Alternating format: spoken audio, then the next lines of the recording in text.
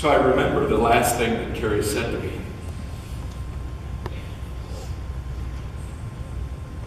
It was down at the Good Sam. It was just before Christmas, and I had gone to visit with her and give her communion and share devotion together. And like most times I went to visit her at the Good Sam there in Loveland, she was busy doing something. She never liked to sit in her room much. She always participated in every activity. So there happened to be a group there at the Good Sam that day giving a Christmas concert with dulcimers. So she was in there listening to the music, and she just told me, whatever I'm doing, pull me out. So I pulled her out of that, and we went into the activity room across the hallway.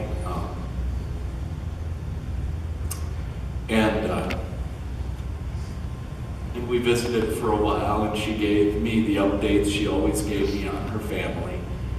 And we had a Christmas devotion, and I gave her communion.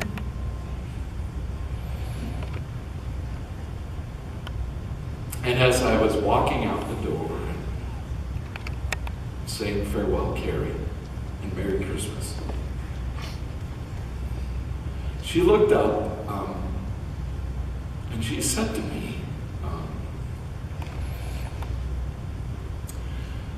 I love you, Pastor. Now, folks say a lot of things to me as their pastor, like, that was an okay sermon, or, well, you gave him hell today, Pastor. But I'll be honest, there's not many members of our church who say that clearly. I love you, Pastor. And I returned the words and said, I love you, Carrie.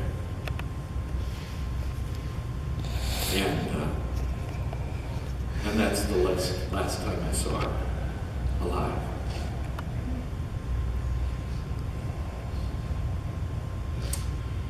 I met Carrie for the first time 25 years ago when I was called to be the first full-time long-term pastor of Redeemer. It was at Gary Grasswick's house. They had a potluck supper over there to welcome their new pastor.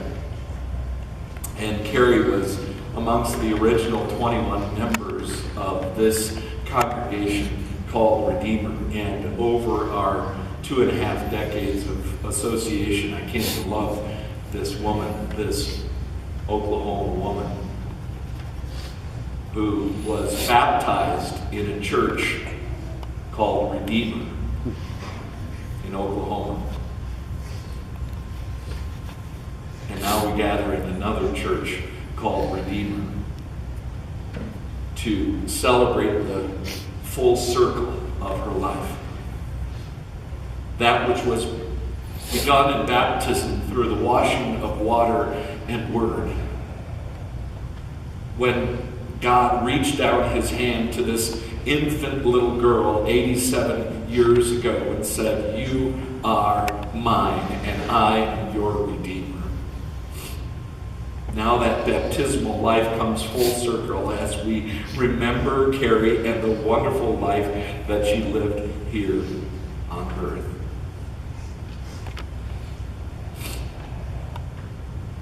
She grew up in a big family. Her father was a German. They were Lutheran. In high school, she played basketball. I just learned that for the first time the other day. She was an actor in plays in her high school days. But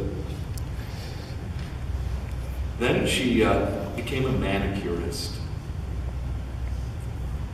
She at first was going to become a hairdresser, but decided that fingernails and toenails would be her deal.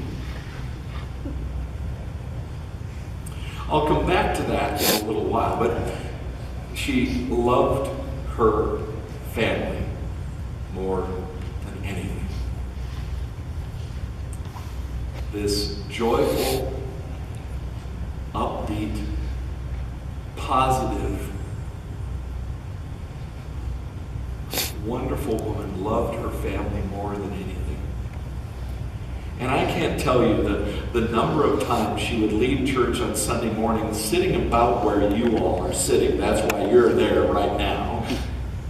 She would leave church telling me where she was going to visit family, or who was coming for a visit, or about the birth of another grandchild, or great-grandchild, or great-great-grandchild.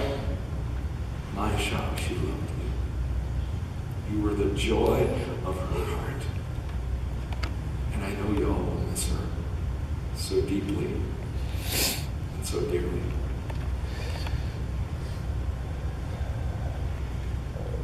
And I pray that God will fill you with hope and peace, and that all of you recognize the imprint that Carrie has left upon your life.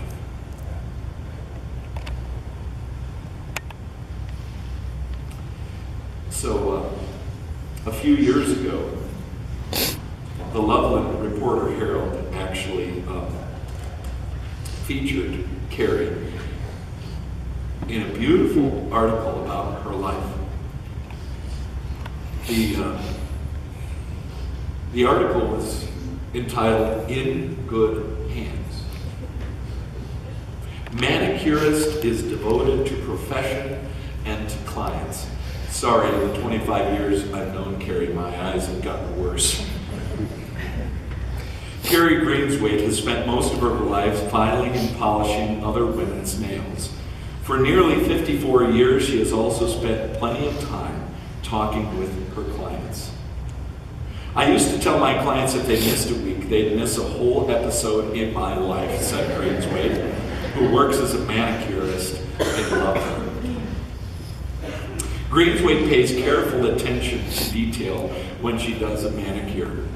I'm a perfectionist, she said. I want the polish and everything to look just right. Maybe that's why I don't like false nails. They never look the way I want them to. She has definite opinions about the subject of false nails. She practiced most of her life in California, and she says, I still keep in touch with some of my California clients. The profession helps support her family of 3 children from her first husband and 3 from her second husband. When I divorced for a couple of years, I supported my children. Business was always good. I was always booked. When Greenzweight started working, she charged 75 cents for a manicure. Her manicures now, and this was in 2000, her manicures now cost $14.50. She moved to Loveland in '88 so she and her husband could live near their grandchildren. Her California clients threw her a going away party in those days, attended by 70 people. More people wanted to come, but the restaurant couldn't hold them all. So I don't tell very many people this, but in the early days of my ministry here, I was actually one of Carrie's clients.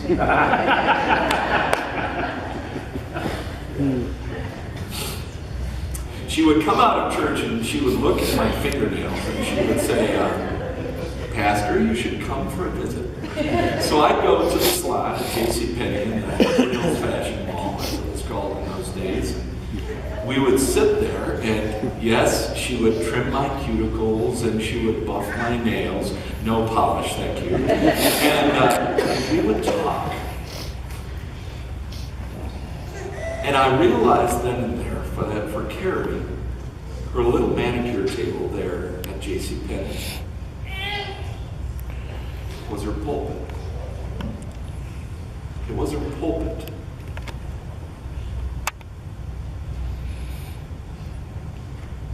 For Carrie, it wasn't just about doing nails.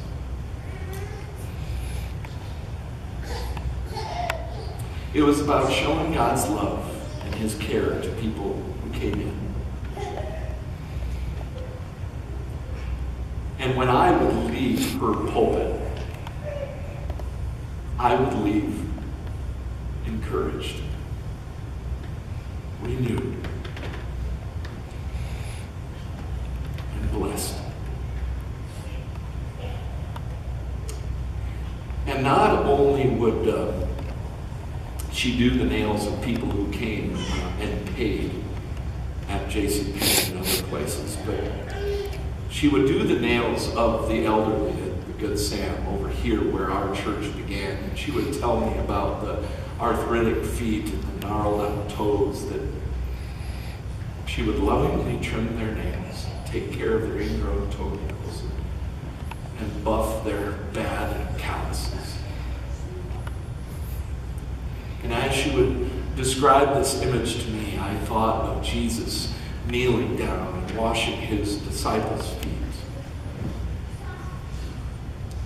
And after Jesus washed his disciples' feet, he got up and he said to them, "As I have loved you, so you should love one another."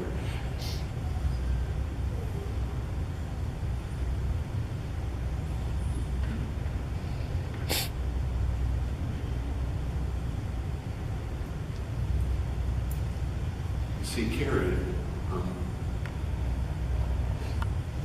more than many of the people I've met in my life, was able to work her faith into her life, into her comings and her goings and her interactions with her family and her clients.